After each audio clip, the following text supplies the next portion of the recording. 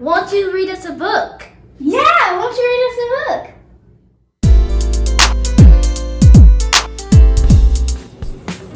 Good morning, good afternoon, good evening. I don't know which spectrum you are in. I don't know what time zone, whatever. But you are now live with Darick, DDS Spears at Darick Books. Tremendous opportunity, you know what I mean, for us to get together and do another reading session. Today we are going to read about something that I think a lot of us have maybe a little bit of issues doing, and that's just being a good neighbor. I haven't always been a good neighbor, to be honest with you. I try, every day to be a good neighbor. And I don't mean good neighbor like as in somebody who lives right next door to you.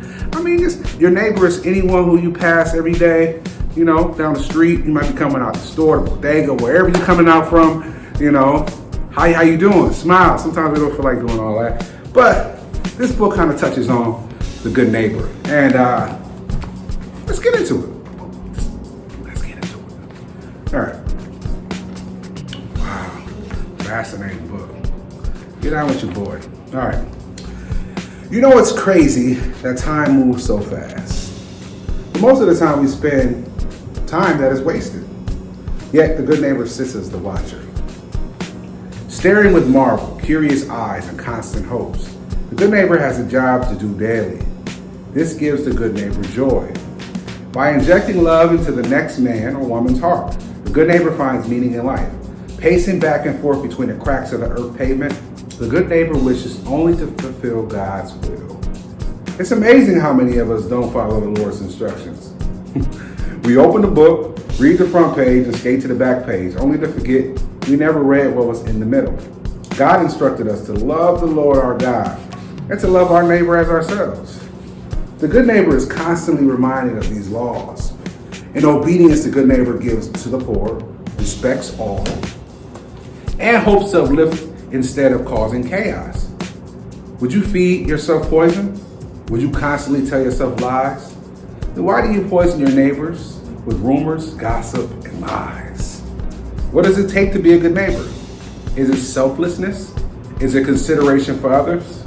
Or is it simply respect and an effort to be noble? Taking some time to listen to the problems of others can be effective. Instead of looking down on a person, how about try to empower them? That's a good neighbor. Do someone else a favor. But let's be honest, sometimes we feel like our neighbors watch us like a fish in a tank. They study our every move. They ridicule our looks, our decisions, and much more. Those are not good neighbors. Trust me, those are not good neighbors. A good neighbor stands by your side when there's a dilemma. A good neighbor is a protector. A good neighbor is not prejudiced. A good neighbor brings great fellowship. Every once in a while, we need that someone who brings joy to our life. They help us reach our fullest potential. They see the best in us, even when we seem to think the worst of ourselves. That's the characteristic of a good neighbor. A good neighbor can be a splitting image of us. That is only if we are good neighbors as well. It takes two to be on one accord, and one singular thought to move the world. Let's connect. A good neighbor has no issue showing love.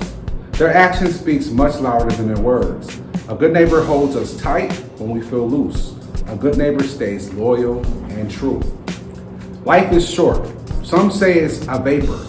The good Lord requires us to serve Him as well as to be a good neighbor. Listen to the birds. They sing us love songs daily. Yet we turn around and show each other hatred.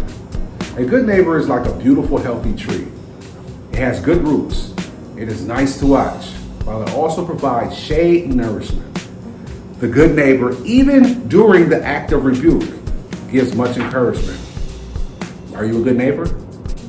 Or are you unsure? One time, I met a man whom I had never seen before, and I have never seen him since. He looked at my face with marvel and told me that I just didn't know how great I was. It took me by much surprise because individuals that I was around at the moment treated me like I was nobody. Yet this man told me I would be great. He told me that he would not enter into the house of God unless I brought him in. He told me that he knew that I would never judge him.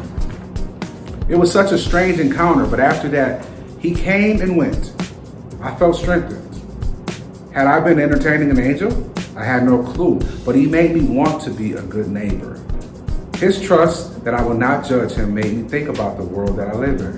Why is it that we judge one another? No one is perfect, and the only one who is qualified to judge is God Almighty. We should be focusing on loving one another. There's nothing wrong with correcting someone if they're wrong, but do it in a loving manner.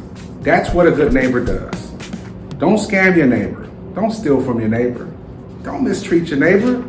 How about keeping your focus on being a good neighbor? Different is good. Normal is boring. Goofy is brave. Fake people are snoring. The good neighbors live amongst us, and a lot of times we overlook them. We take them for granted. We give them much damage. Who are the good neighbors in your life? These are more than words. These are instructions, with hopes to provide you on your path with substance to be a good neighbor. The Good Neighbor by Darick Spears. Hope y'all enjoyed this reading. I got plenty more, man. This is Darick Books, the first bookstore of its kind. Every book, everything you see written and published by yours truly, Darick Spears, given to me from the good Lord. Thank God for the gift, and I use it every day. I just want to hope that it can help you on your daily walks.